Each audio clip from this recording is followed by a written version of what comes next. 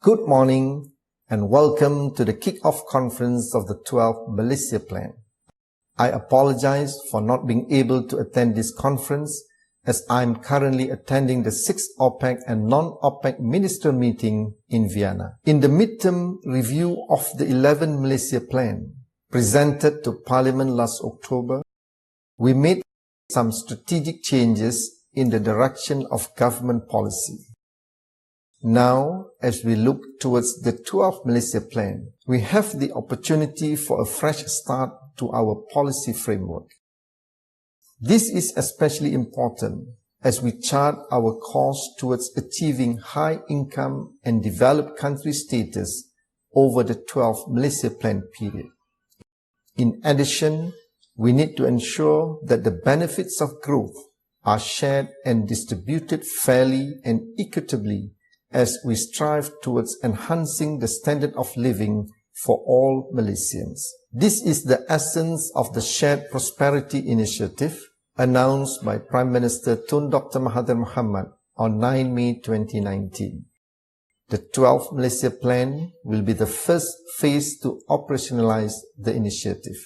Current as well as emerging challenges and global trends will be considered, while new policy tools and valuable lessons gained from the experience of our key development partners will be leveraged. I would like to thank the United Nations Country Team and the World Bank Group for their support in organizing this conference, as well as bringing international experts to facilitate the exchange of views and insights. We are also grateful that the Asian Development Bank will contribute by getting the experts to share their views. Ladies and gentlemen, the policies, programs and initiatives of the 12th Malaysia Plan will revolve around three main dimensions, namely economic empowerment, environmental sustainability, and social re-engineering. These dimensions will complement each other towards realizing our new development model of shared prosperity. They are also in line with our efforts to attain the Sustainable Development Goals by 2030. These dimensions are to be underpinned by the principles of enhanced governance and new policy tools. The outcomes of this conference will support 13 interagency planning groups and 47 technical working groups that have been established in preparation of the 12th Malaysia Plan. This underscores extensive engagement with all segments of society. Ladies and gentlemen, in the midterm review of the 11th Malaysia Plan, we elevated the principle of reforming governance to the forefront of our major policy thrusts. The goal is to improve governance as well as uphold accountability and transparency in government administration. In this regard, the current edition of the World Bank's Malaysia Economic Monitor with the theme of re-energizing the public service comes at a most opportune time. The report highlights that our public service is performing well by regional standards, but it still faces challenges in terms of openness and transparency. Building capacity and capability in the public service is indeed vital for Malaysia to achieve growth and ultimately shared prosperity. Malaysia needs to have an effective human resource strategy to attract, manage and retain the best talent with the correct approach, values and integrity in line with our aspiration of enhanced governance. Ladies and gentlemen, it is my great pleasure to launch today the latest edition of the Malaysia Economic Monitor.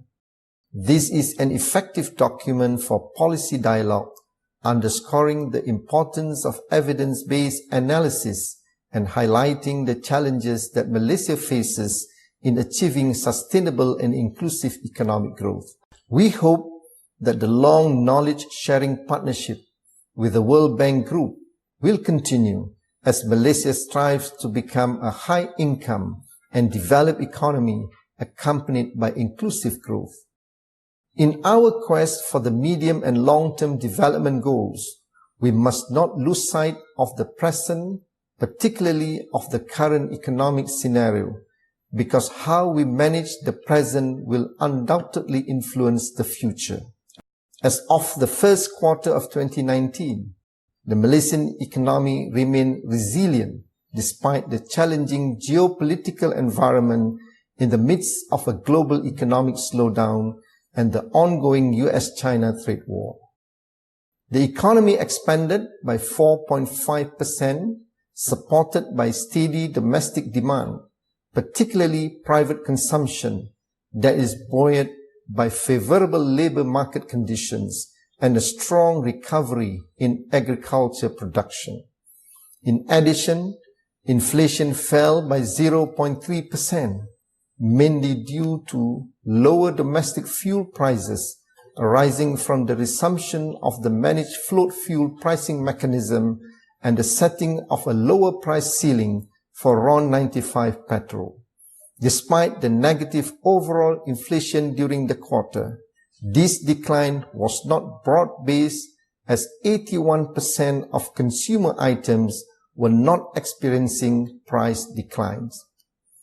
The current account surplus of the balance of payments widened to 16.4 billion ringgit in the first quarter of 2019, which is the highest it has been since 2014.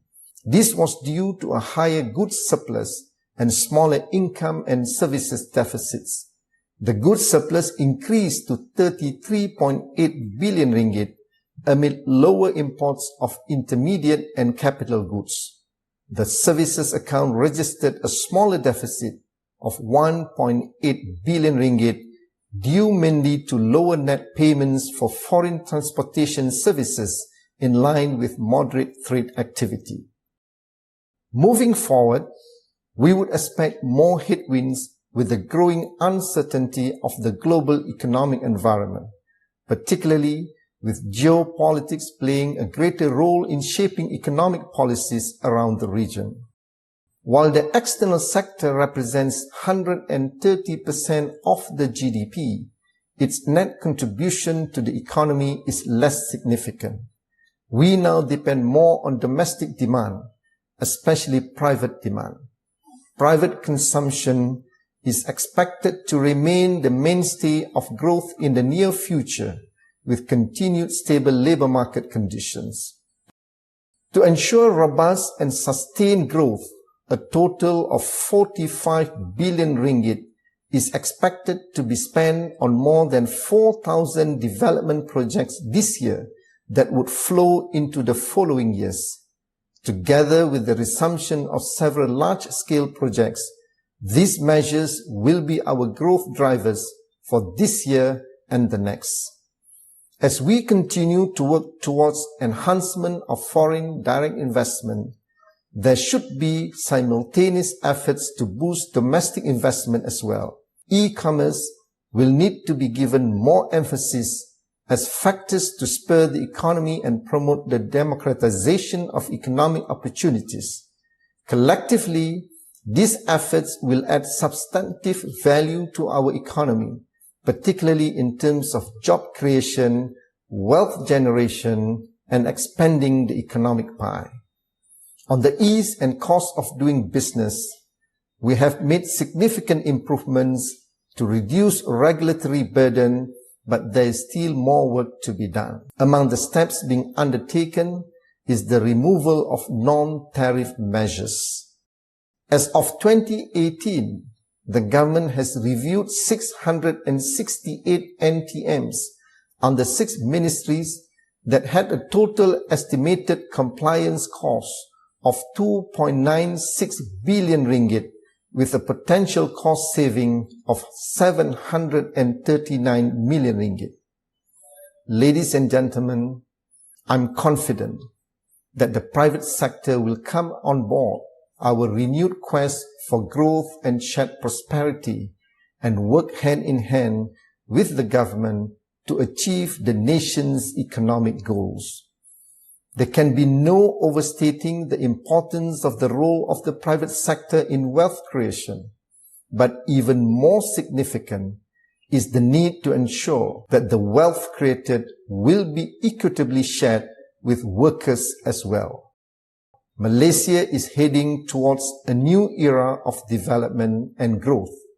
I'm confident that the nation will be able to step proudly into the future, boldly, progressively, and with harmony and stability. On that note, it is with great pleasure that I launch the kick-off conference of the 12th Malaysia Plan and the Malaysia Economic Monitor with the theme Re-energizing the Public Sector. I wish you a successful and productive conference. Thank you.